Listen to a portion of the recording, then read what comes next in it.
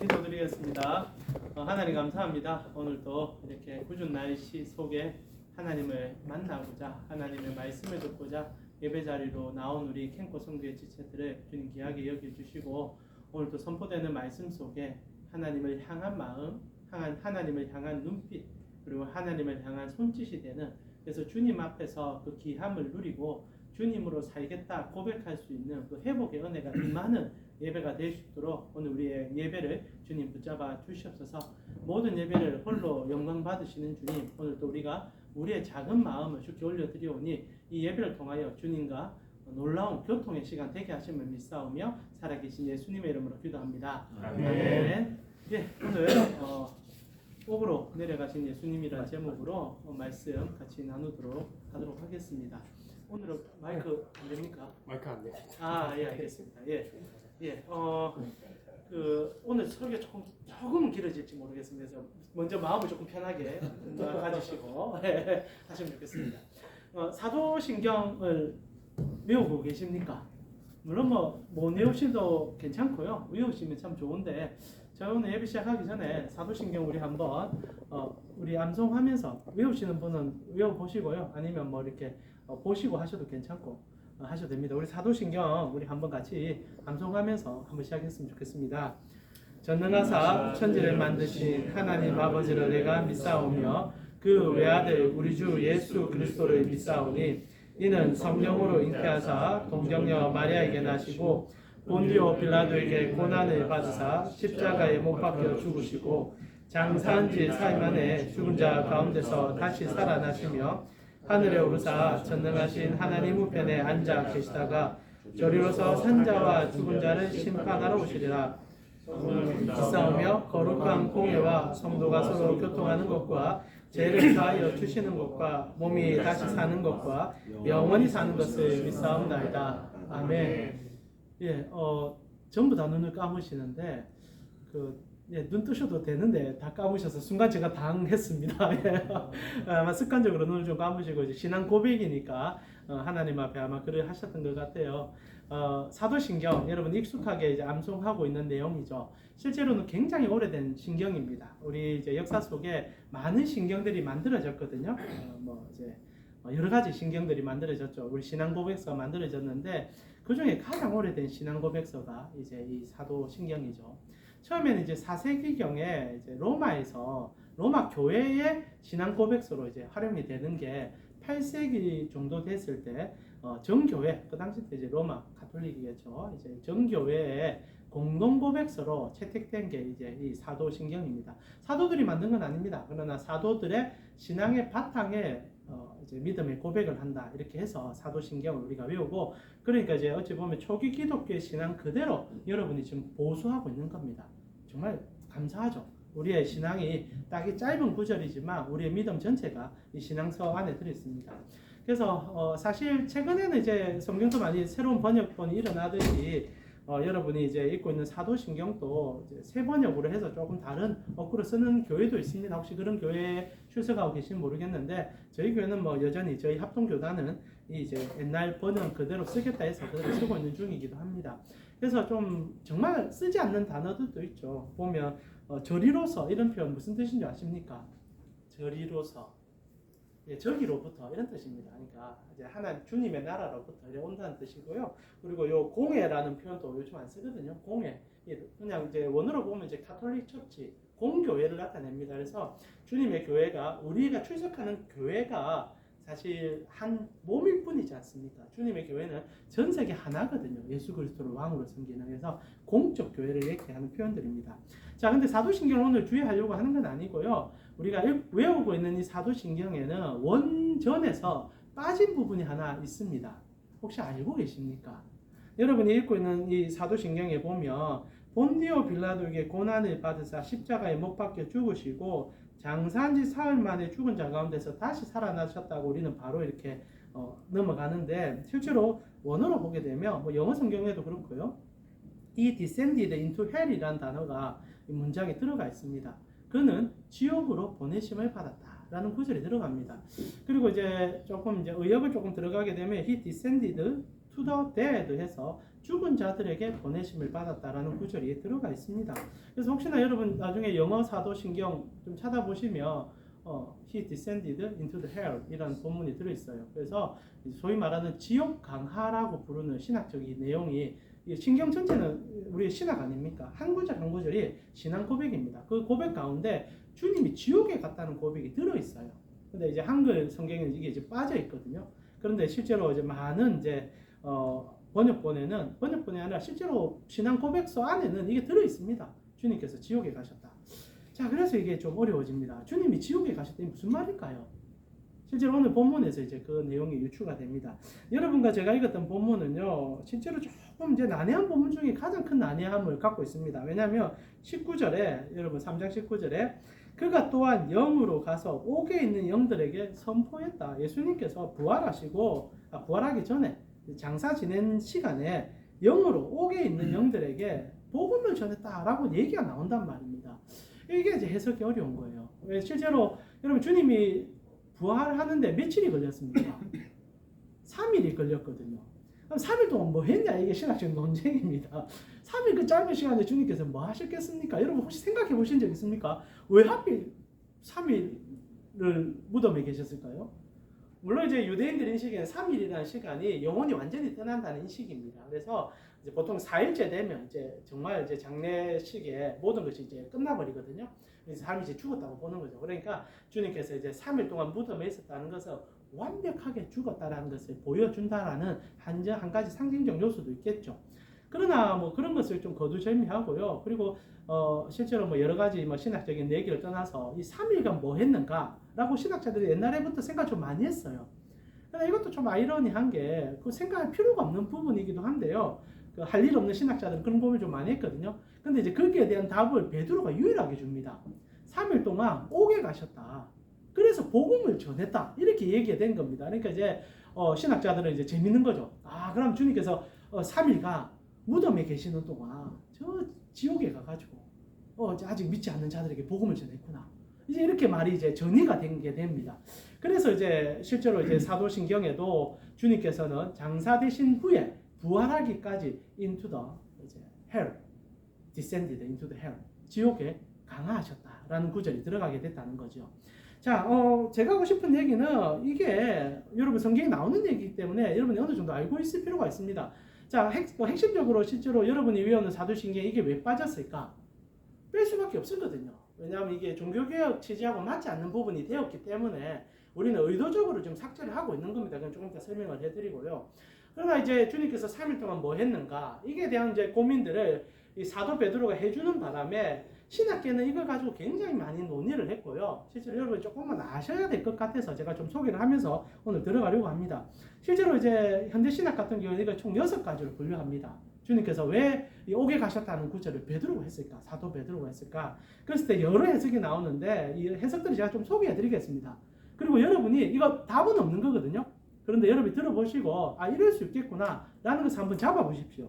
첫 번째로 전통적인 해석이 있습니다. 말 그대로 문자 그대로 해석하는 겁니다. 주님께서 지옥에 내려갔다라고 이제 사도신경에 나오고 오늘 베드로도 3장 18절에 옥에 갔다. 이 옥은 뭐 말 그대로 지옥이죠.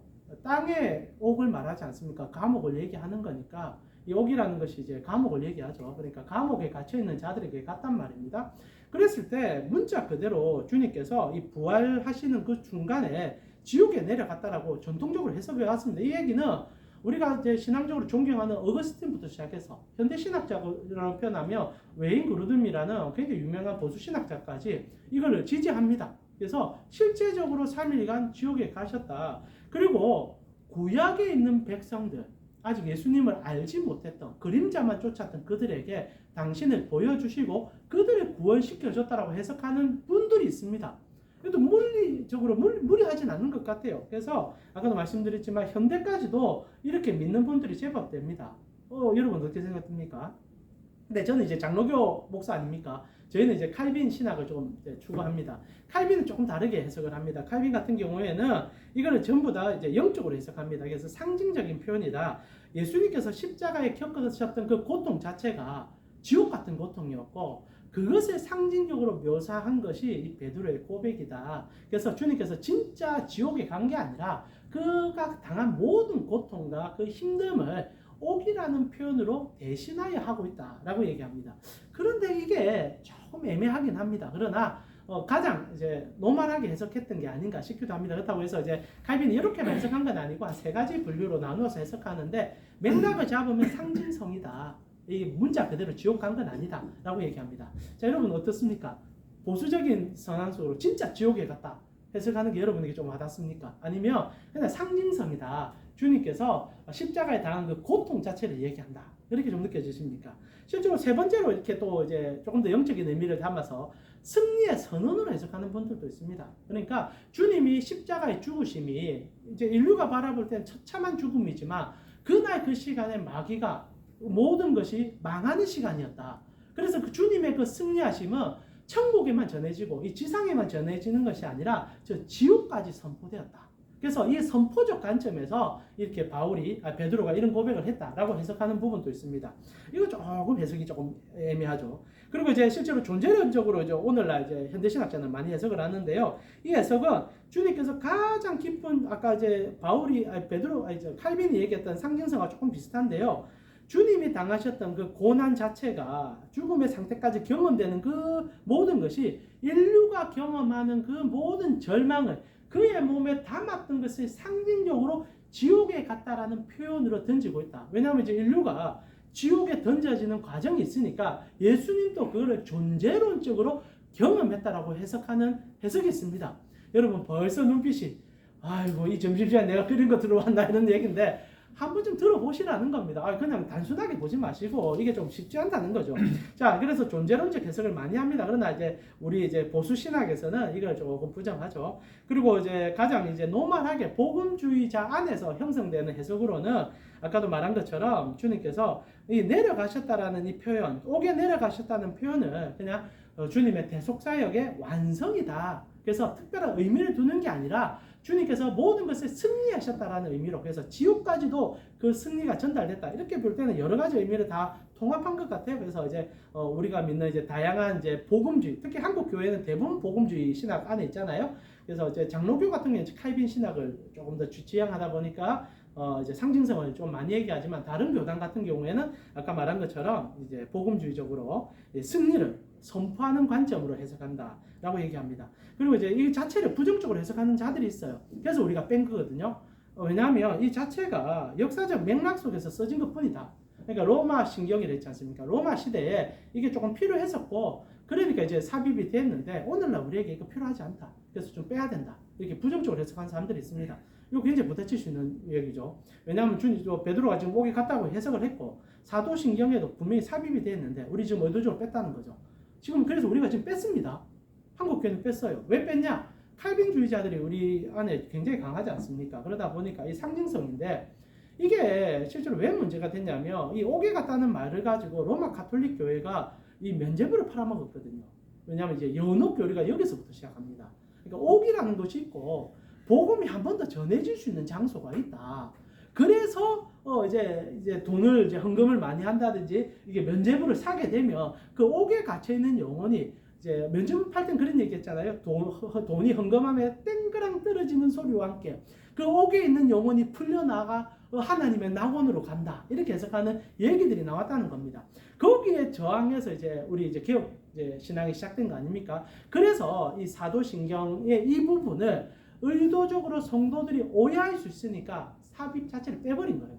그래서 실제로 이제 미국 교회 같은 경우에는 거의 다 이거 넣고 있지만은 한국 교회와 호주 교회가 이걸 대표적으로 뺐습니다. 그리고 우리나라 같은 경우 호주 선교사님들이 많이 왔거든요. 그래서 우리도 지금 빼고 있는 거예요. 그러나 꼭 기억하세요. 들어 있습니다. 그리고 이거는 의미가 분명히 전달되고 있다는 겁니다. 자, 여러분 한 6가지 얘기 드렸습니다. 아이고 뭐 지금 표정이 날씨도 꿉꿉한데 뭐 강 목사 이런 얘기하고는 그러나 한번 물어봅시다. 여러분 이 6가지 머리에 다 안 들어오실 것 가능성이 매우 높은데 그래도 좀 마음에 드는 내용이 있습니까? 나는 그래도 이게 좀 해석이 된다. 아니면 뭐 그냥 이거 뭐 몰라도 구원받는데 전혀 지장 없는데 알을 필요가 있냐? 맞습니다. 몰라도 구원받는 해석을 하고 있습니다. 여러분 다. 그러나 여러분 6가지 중에 여러분의 마음에 드는 게 있다면 어떤 거 선택하고 싶습니까? 먼저 여러분 전제를 좀 잡아야 되겠습니다. 이렇게 옥에 대한 관점들이 뭐 연옥거리가 되든 아니면 지옥에 있던 영혼이 다시 구원을 받든 어떤 교리든 간에 여러분이 성경 안에서 분명하게 붙잡고 있어야 될 교리는 심판은 단회적으로 끝난다는 겁니다. 이런 식으로 심판이 번복이 된다든지 다시 재갱신되는 경우는 성경이 말하는 바가 아닙니다. 히브리서 9장 27절에 한 번 죽는 것은 사람에게 정하신 것이고 그 후에는 심판이 바로 따라옵니다. 그러니까 여러분이 죽게 될 경우에 혹시나 혹자들 가운데 낙원 교리도 들어보신 분들이 있을는지 모르겠습니다. 아직 주님께서 저 나라를 완성하고 있는 중이고 지금 우리가 주님이 다시 오는 그날까지는 지금 죽었을 때는 낙원에 가 있는다. 이런 얘기 혹시 들어보셨습니까? 와, 오늘날 신학이 이렇게 안전해집니다. 늘 뭐 부자 되라 이런 얘기만 해서 그런지 모르겠는데 옛날에 우리 신앙의 선배들은 이런 얘기 참 많이 했거든요. 왜냐하면 신학적인 고민들이 있었기 때문에. 그래서 주님께서 이제 그 한쪽 강도에게 오늘 너가 나와 함께 낙원에 있으리라는 표현을 쓰거든요. 그러니까 이게 하나님의 나라라는 표현보다 천국이라는 표현보다 낙원이라는 관점이 등장을 해요. 그러니까 이제 신학자들이 고민하기를 우리가 주님 다시 오시기 전까지는 잠시 낙원에 있구나. 이게 우리 정통 보수의 신학입니다. 낙원에 있거나 아니면 지옥이라는 것 개념보다는 또 다른 어떤 가치에다가 주님이 오시는 그날에 이 모든 것이 완성되면 이제 그 낙원에서 천국으로 이동한다. 그러나 실제로 낙원이나 천국이나 별 가치의 개념은 없어요. 거기서 번복은 일어나지 않으니까. 그러나 장소의 개념이 다를 수 있다라고 설명을 하기도 합니다. 근데 말입니다. 오늘 현대에 넘어와서는 이 아인슈타인 덕분에 시간이 상대성이 있다는 걸 깨달았습니다. 이게 왜 중요하냐면 주님의 오심이 우리의 시간과 주님의 시간이 다를 수 있다는 걸 이제 드디어 알았거든요. 과학적으로. 지금 눈빛이 이것까지 얘기하면 여러분 지금 뭔 소리 하나 싶은데 실제로 주님이 부활하시는 그날 승천하셨지 않습니까? 그리고 주님은 주님의 자리로 돌아가셨습니다. 이제 하나님의 자리로 돌아가셨단 말입니다. 그 자리는 시간이 없는 자리거든요. 시간은 우리를 위해서 만들어 주신 거 아닙니까? 그래서 우리 지금 현대과학은 시간이 피조 세계에 종속된 거 이제 압니다. 시간은 사람들마다 상대적이고 빛의 속도로 빨리 가면 시간은 느려질 수밖에 없으며 시간이 끝나는 점도 있고 시간 밖에 뭐가 있다라고 얘기하지 않습니까? 이제 하나님 앞에 이 과학을 공부하다 보니까 하나님이 우리에게 주신 것들을 조금씩 알아가고 있는 과정이죠. 자, 그렇다면 주님이 부활하셔서 하나님이 되셨습니다. 하나님이셨지만 다시 그 자리로 가셨단 말입니다. 그러면 낙원의 개념은 필요가 없거든요. 그리고 천국의 개념도 그렇게 가치 있지 않습니다. 왜냐하면 우리가 생각하는 시간이 다시 오시는 그 시간 카운터가 있는 게 아니라 주님은 지금 올라가셔서 과거에 있는 아브라함과 지금 있는 여러분과 그리고 다시 한 몇천 년 후에 언제 오실지 모르겠지만 있는 사람이나 동일하게 보이세요. 이게 굉장히 신학적으로 중요합니다. 왜냐하면 그래서 예수님의 구원이 구약이나 신약이나 오늘날이나 똑같아요. 구약에도 예수님을 만난 거고 오늘날 여러분도 예수님을 만난 거고 앞으로 모든 사람도 예수님을 만나는 거예요. 그래서 구원은 예수님 한 번밖에 없는 겁니다. 자, 이건 우리의 이성적으로 이해가 안 되지만 주님의 구원이 그러하다는 겁니다. 자, 그런 과정 속에서 한 번 죽는 건 사람에게 정했고요. 죽는 그날은 심판은 결정나 버립니다. 한 번 지옥에 간 사람과 천국에 간 사람들은 더 이상 어떤 분리나 연결이 안 됩니다. 그래서 여러분 부자와 나사로의 얘기에 예수님께서 그 얘기를 해주잖아요. 비유긴 하지만은 누가복음 16장 26절에 그뿐 아니라 너희와 우리 사이에 큰 구름텅이가 놓여 있어 여기서 너희에게 건너가고자 하되 갈 수가 없고 거기서 우리에게 건너올 수 없다. 꼭 기억하세요. 한 번 받은 심판을 번복할 수 없습니다. 한 번 받은 심판은 끝입니다. 한 번 받은 구원은 그것으로 완성입니다. 자, 그러면 이 베드로는 왜 이런 얘기합니까? 또다시 이게 구원이 번복된다는 얘기거든요. 굉장히 위험한 얘기입니다. 주님께서 옥에 내려가셔서 또다시 사람을 구원시킨다는 얘기를 한다는 겁니다. 그러니까 이게 너무 어렵고 힘들어서 신학자들이 고민을 하게 된 거죠. 그런데 문맥을 따질 필요가 있습니다. 베드로가 이 얘기를 왜 했는가? 첫 번째는 주님의 구원이 단 한 번의 완성임을 가르쳐 주기 위함입니다. 굉장히 중요한 얘기인데요. 그래서 베드로전서 3장 18절에 여러분이 벌써 졸음이 오는 눈빛이기 때문에 말씀을 같이 읽어보겠습니다. 3장 18절 같이 한번 읽어보겠습니다. 그리스도께서도 단번에 죄를 위하여 죽으사 의인으로서 불의한 자를 대신하셨으니 이는 우리를 하나님 앞으로 인도하려 하심이라 육체로는 죽임을 당하시고 영으로는 살리심을 받으셨느니라. 우리의 구원을 영단번의 구원이라고 부릅니다. 영원한 것이 한 번에 이루어졌다라고 표현해서 영단번 구원이라고 표현하죠. 지금 베드로가 하는 얘기가 그겁니다. 한 번 죽으심으로 모든 인류에게 구원이 임했다. 그래서 그분께서 육체로는 죽임을, 그러나 영으로는 살림을 이루심으로 우리도 같은 그 현상 속에 들어가게 될 것이다. 그래서 여러분이 죽는 그날 여러분의 영이 구원받게 될 것이고, 주님이 다시 오는 그날 육체까지 부활함으로 완전한 주님의 구원에 이르게 될 것이다 라는 얘기를 합니다. 자, 여기서 핵심은요, 구원이 단회적이라는 거예요.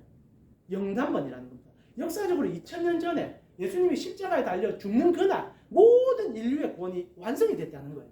그래서 그날 달리심으로 구약의 그 수많은 백성들이나 오늘날 우리가 믿는 모든 자나 동일하게 그날 다 이루어졌다는 거예요.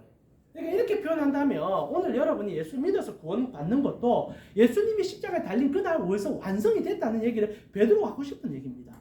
자, 이 얘기는 예수님의 전적인 사랑이요, 완성된 그분의 은혜를 설명하기 위함이에요. 신학적 좀 어려운 얘기지만, 그러나 사람들이 이렇게 한 번에 이루신 구원을 가지고 바라볼 때 오해가 생길 수 있습니다. 첫 번째 오해가 뭡니까? 그러면 예수님을 몰랐던 구약의 사람들은 어떻게 됩니까? 그리고 실제로 예수님을 모르고 살았던 많은 사람들이 있었는데, 그들은 뭐 우리가 이제 옛날에 그런 얘기 많이 하잖아요. 이순신 장군은 구원받았습니까? 그렇게 옳은 일을 많이 해줬는데, 세종대왕님 그렇게 착한 일 많이 하셨는데 구원받았습니까? 예수님 몰랐는데.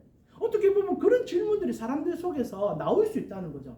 그래서 베드로가 예수님의 영원하고 단번에 이루신 그 하나의 사건을 설명하기 위해서 그것이 구약에 어떻게 영향을 미쳤는지를 우리에게 보여주기 위해서 끌어온 게 노아 홍수 사건입니다. 그래서 여러분, 옥에 갇힌 영혼이라는 것이 우리와 전혀 상관없는 얘기를 진행하고 있으면 좀 볼 필요가 있어요. 자, 여러분이 어느 날 죽어서 옥에 갇힌다는 얘기가 아니라 베드로의 얘기는 19절부터는 이 옥에 갇혔던 영혼들이라는 것은 노아 홍수 때 구원받은 사람이 8명밖에 안 됐고 나머지 인류 전체는 다 물에 쓸려서 죽지 않았느냐. 주님이 정말 사랑의 하나님이시라며 그들을 물로 그냥 한 번에 수장시키는 게 옳은 일이겠느냐 라고 질문을 하는 겁니다. 오늘 여러분이 단순하게 예수님이 세종대왕으로 인하여 구원받을 수 있습니까? 이순신 구원받을 수 있습니까? 질문하듯이 그런 질문이 초대교회에 많았던 거예요. 특히 노아 홍수 사건은 퀘션 마크거든요. 그러니까 베드로가 한정을 먼저 첫째 지어줍니다. 첫째, 내가 말하는데 이건 너하고 상관없는 얘기지만 정말 너희가 어렵게 생각하는 그 노아 홍수 사건 말이야. 주님께서 부활하는 그날 그분들 만나러 갔어. 자, 만약에 이걸 영적으로 조금 해석을 한다면요, 진짜 노아 홍수 때 몰살 당한 사람들이 지옥에 막 갇혀, 그들만 따로 옥에 갇혀가지고 어이구 우리는 왜 이렇게 억울하게 죽었나, 이 얘기 아니라 베드로가 하고 싶은 얘기는 십자가에 죽는 그날 노아 사건에도 주님이 임했다라는 얘기예요. 그래서 구원받은 현상으로 방주에 탄 사람은 8명밖에 안 되지만 실제로 주님께서 구원을 선포하셨고 아담 이후로 얘기하셨던 그 가운데 그것을 믿는 자들이 그 가운데 있었다면 그것으로 구원받을 수 있었다라는 얘기를 하고 싶은 겁니다. 그러니까 구약에도 이렇게 표현할까요? 그들이 어떻게 구원받았냐, 잘 살아서 구원받은 게 아니라 어떤 노력으로 구원받은 게 아니라 예수님이 오실 것을 믿음으로. 그러니까 이걸 어떻게 알 수 있느냐? 실제로 여러분 창세기 아담 이후로부터 예수님께서 오실 것에 대한 얘기는 전달이 되어 있었습니다.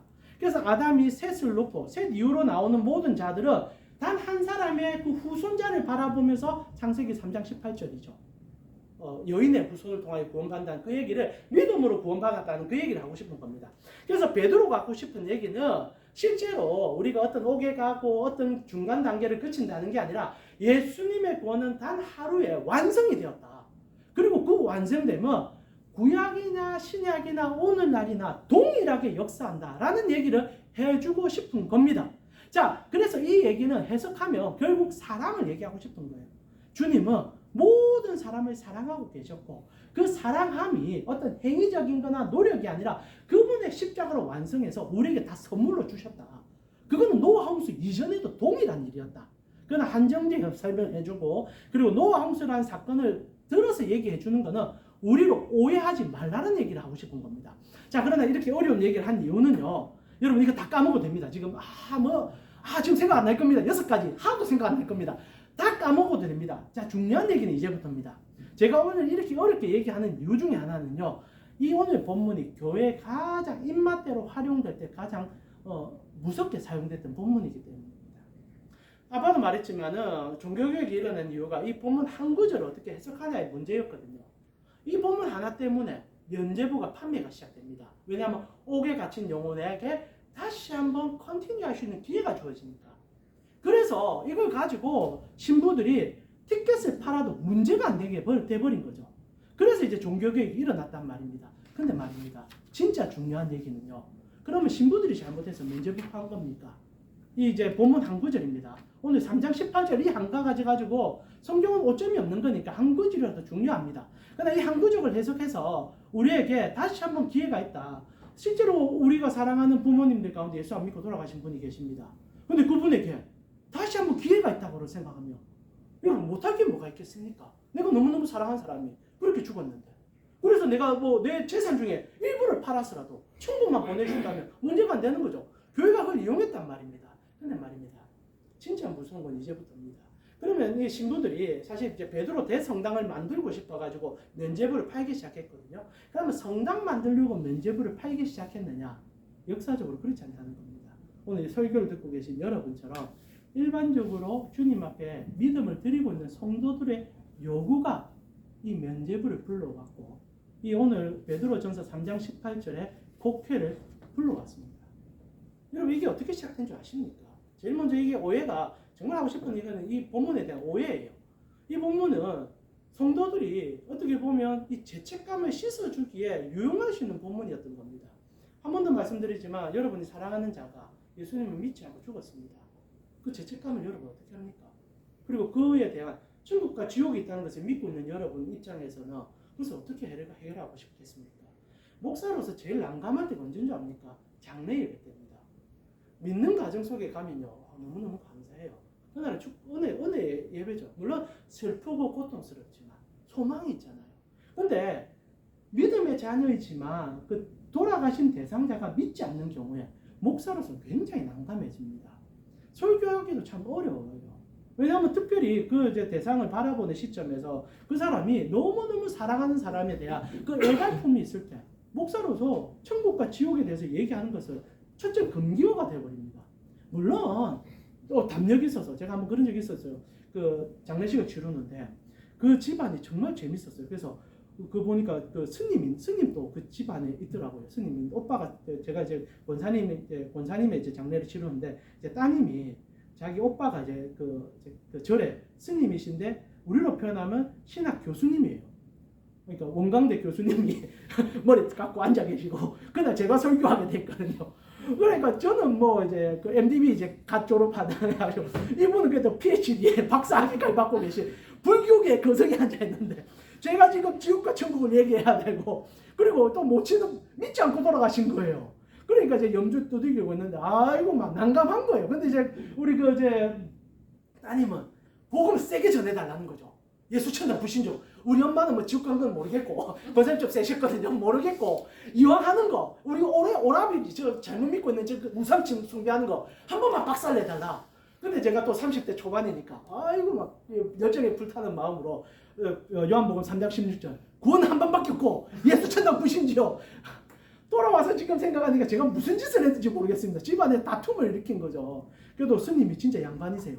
아멘은 안 하시는데 이러시고 돌아갈 때 제목을 보면서 아이고 그래 제가 그 당시 때 제가 강도사였으니까 그래 강도사님 얼굴이 보니 길하시군요. 참 복되십니다 이러더라고. 그러니까 나는 뭐 지옥 간다 얘기했는데 그분 내게 복된다 얘기하니 내가 지금 무슨 얘기를 했는지도 얼마 들고. 자 하고 싶은 얘기는 이럴 때 여러분 눈에 빛이 나시는군요.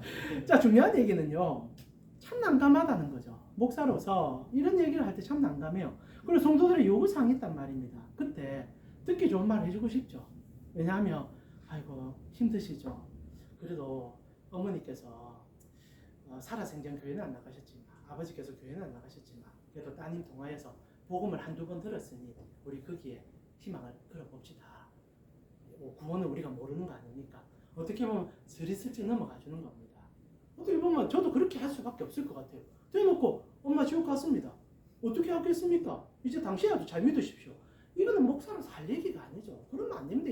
이 도의적인 게 아니에요. 제가 만약 지금 다시 그 시간으로 돌아가서 설교하라면 좀 유화적으로 물론 그렇다고 복음 자체를 전하지 않는 건 아니겠지만 그 스님 바라보면서 진짜 진리에 대해서 한 번 좀 눈빛을 주면서 얘기하는데 그날은 스님 쳐다보면서 예수 천당 불신족 했거든요. 그래서는 안 되겠죠. 근데 이게 목사들의 갈등과 고민, 그 당시 때 신부들의 갈등과 고민 속에 성도들은 끊임없이 요구하는 거예요. 우리 부모님 잘 못 살았는데, 제대로 예수 안 믿었는데 어떻게 됩니까? 처음에 좋은 얘기를 해주는 거예요. 아, 이렇게 합니다. 그러다 보면요, 무슨 일이 일어나는지 아십니까? 여러분, 장례식을 드리고 나면요, 목사들에게 돈 주지 마세요. 여러분은 너무 고마워서 감사해서, 특히 결혼식 하고 나서 돈 주지 마세요. 그냥 뷔페 먹고 돌아가게 하면 됩니다. 근데 너무 고마우니까 돈을 준단 말입니다. 돈이 얼마나 무서운지 압니까?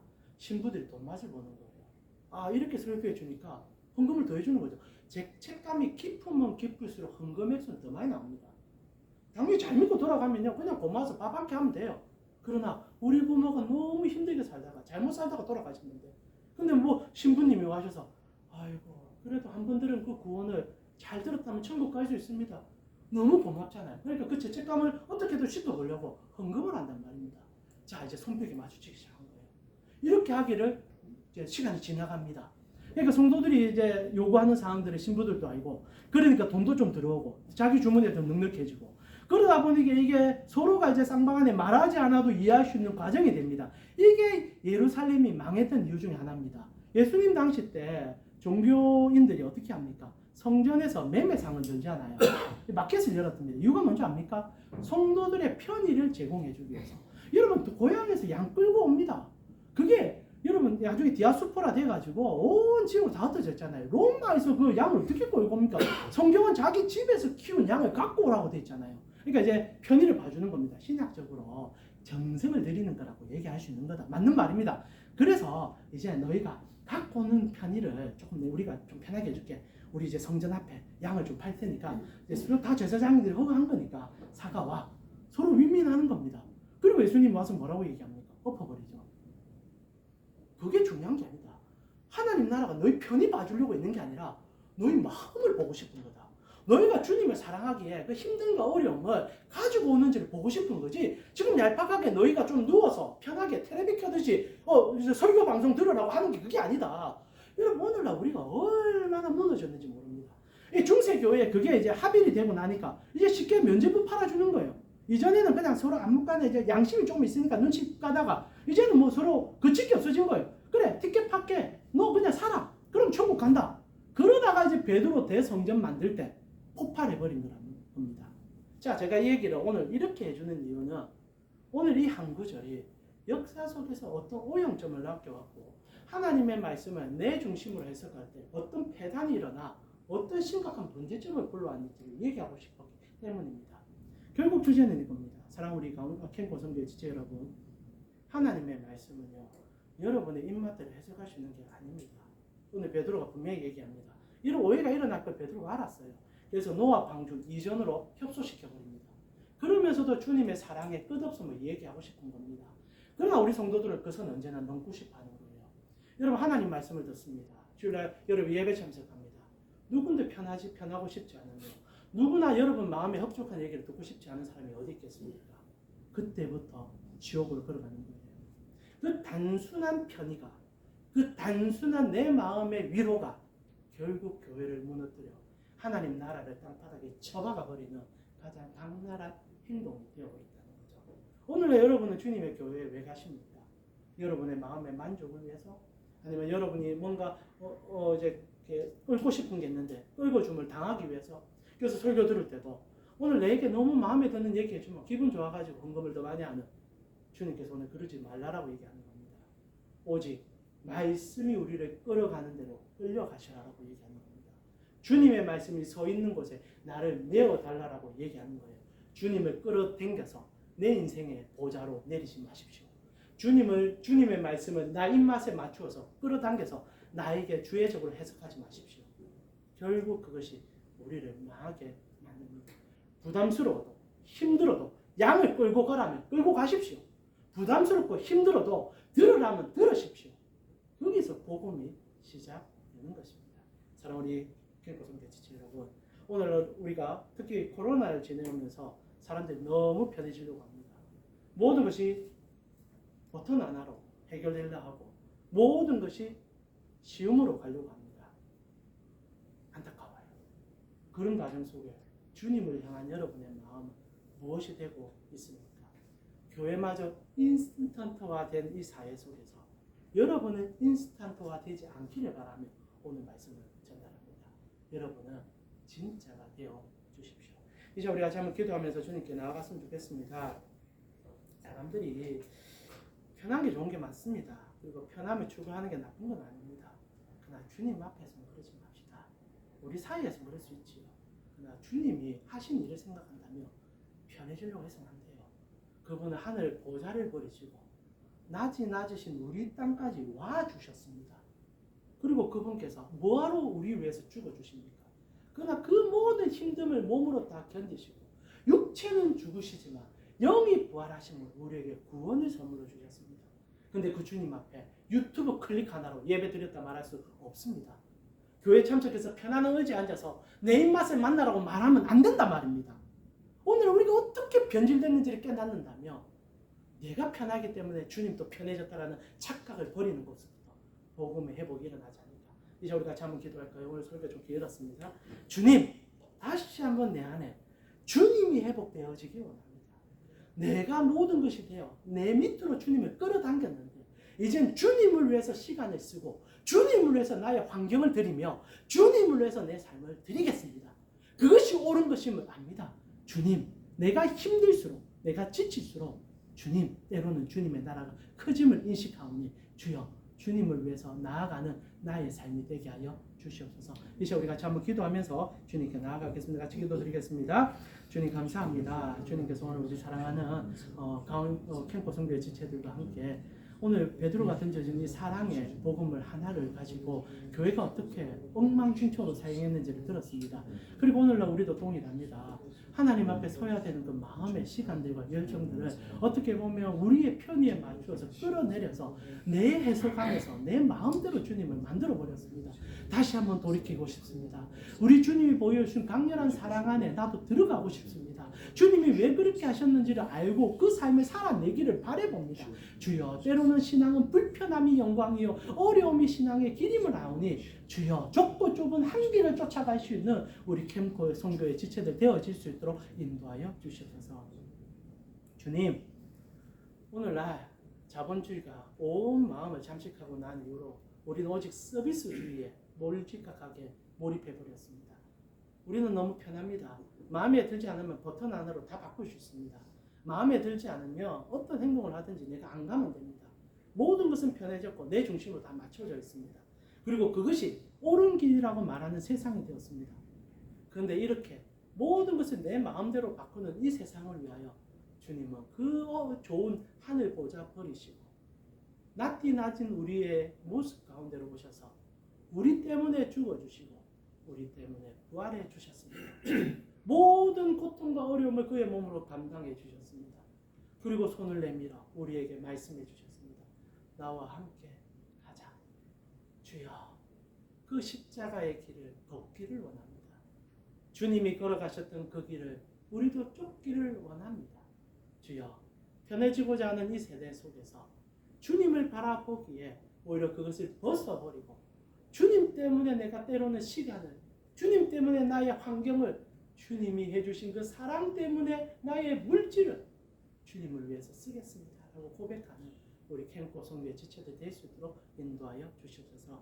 지금은 우리 주 예수 그리스도의 은혜와 하나님 우리 아버지의 무한하신 사랑과 성령님의 감화, 감동, 교통케 하시니 주님을 따르며 그분의 말씀대로 살기를 바라는 캠프 성교의 지체들 머리 위에 지금부터 영원토록 함께 있을지어다. 아멘. 주님 은혜로 살아내시기를 바랍니다.